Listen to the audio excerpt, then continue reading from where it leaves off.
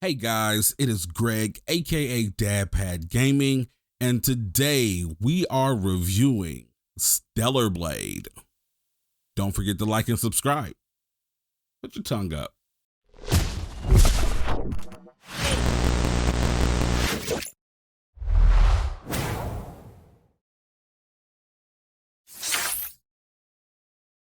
Stellar Blade has been out for just over a month now, and I've spent plenty of time with Adam, Eve, and the rest of the gang. There's a lot of controversy here, and also some good and bad that needs to be discussed. Let's find out if Stellar Blade really is for you.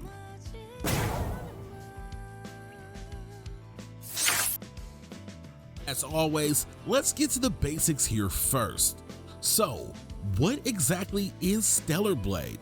The easiest way to explain it is, it's part Sekiro Shadows Die Twice and kind of part Nier. It's a really weird mixture that actually works really well. Stellar Blade is also a title that isn't necessarily a narrative game or an open world game. We've seen open zone before with the likes of Sonic Frontiers, and really here, Stellar Blade takes its own stab at what seems to be the most recent trend to avoid open world fatigue. Outside of the genre, what you really need to know about Stellar Blade is, it's a title that stars our hero, Eve. She's a cyberkinetic enhanced woman who's part of a fleet of hotties that blast down from outer space to retake Earth from the Nightibas. What are Nightibas, you ask? Well, Nightibas are alien/monster creatures that have inhabited the Earth and have ran mankind to live in one civilization called Zion. The Nightibas are really something that come in all forms and shapes: tentacles, horses, rhinos, boars, panthers, more tentacles, even more tentacles, and bigger tentacles. Sometimes it's just a tentacle, sometimes it's a thing with legs and tentacles, sometimes it is just a beast that has multiple tentacles. There's a lot of tentacles in this game. In fact, the only thing more plentiful than tentacles in this game is the amount of times you'll hear Adam and Eve say Nighttiba. It's a lot. I tried to count them, you will lose count. Of course, we've got to talk about what is good with Stellar Blade. And honestly, there is a lot good going for this title. I mean, what's obvious and at the top of the list is fan service. Obviously, you see it, it's there, it's front and center the whole time. Not really my cup of tea, but I know you guys are out there, so there you are. But on a more serious note, I think Stellar Blade does a really good job of balancing hub worlds with open zone and also corridor crawling. It did a really good job of keeping my attention by not keeping me in one environment for too long.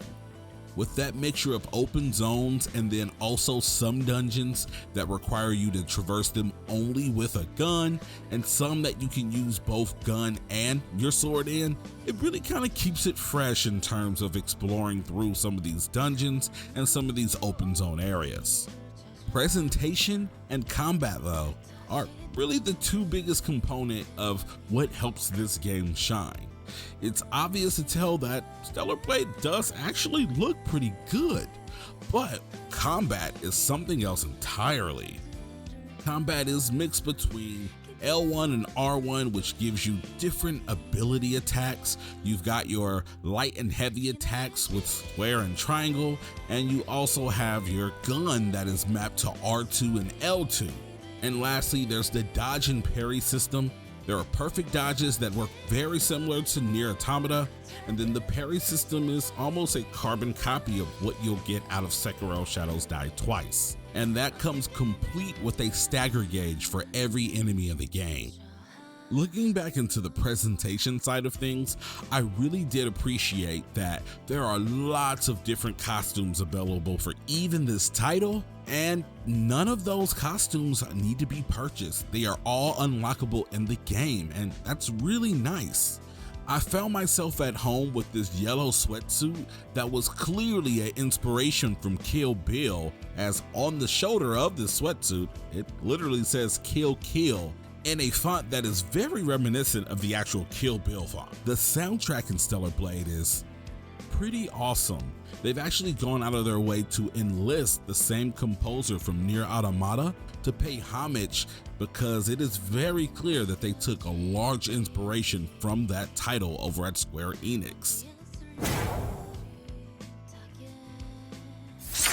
And of course, no game is perfect, so you know we gotta get into the bad. One of my biggest gripes with Stellar Blade is, well, the fan service. I know it was a positive, but honestly, it's a negative as well. This was a really awkward game to play with the wife around and the kids around until I was able to get a cool looking costume that didn't have the cheeks all in the camera. And I get that, yeah, it's the draw for some people. I got cheeks at home though, so I'm not looking for them on Stellar Blade. And there's a lot of camera angles where it's clear that they know exactly what it is they are doing. And it gets egregious. But away from Eve and her assets, if you catch my drift, Stellar Blade does have some issues, and glaring issues at that. One of my biggest headaches is platforming is just not good. Even once you acquire the double jump ability, there's a lot of times that you jump and just won't grab edges.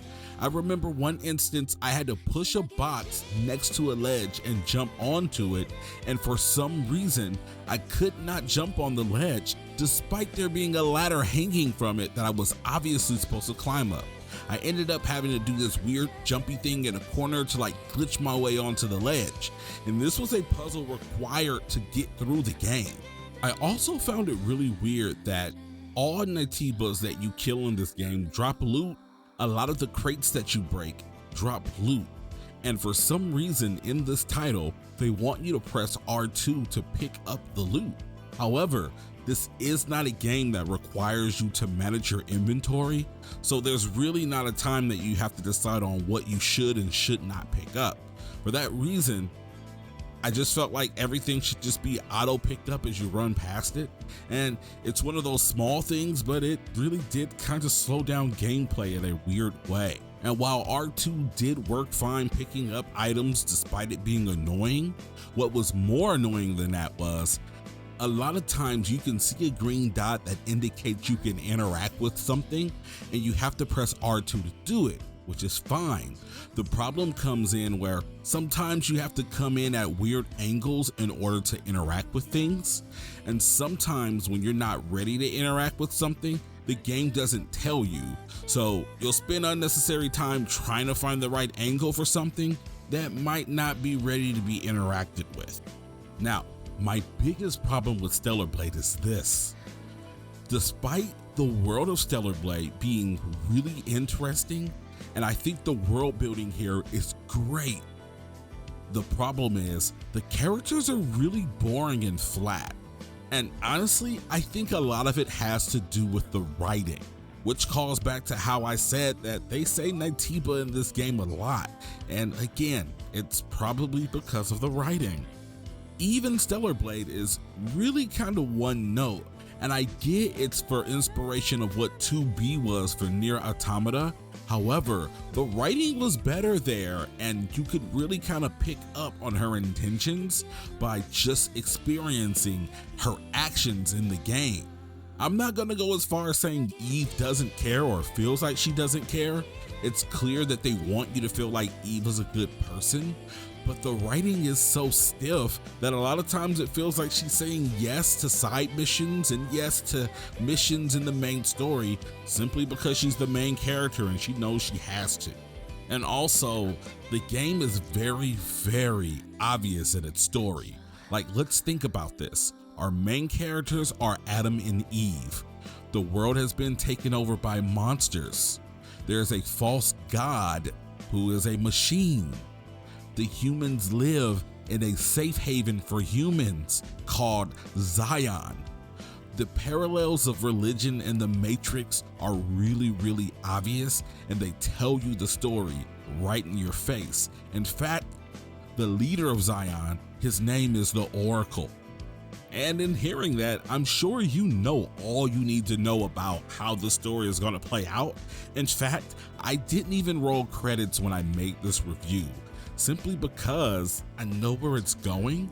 I'll continue to play it. It is a fine game, but the narrative is so inconsequential, I really felt like finishing the story would not change my opinion on what this game means to me. Things to keep in mind. Shift Up is a new developer when it comes to developing AAA console experiences. All of their previous titles have been made on mobile devices, and for that reason, I think they did a really good job in converting to the big boys realm.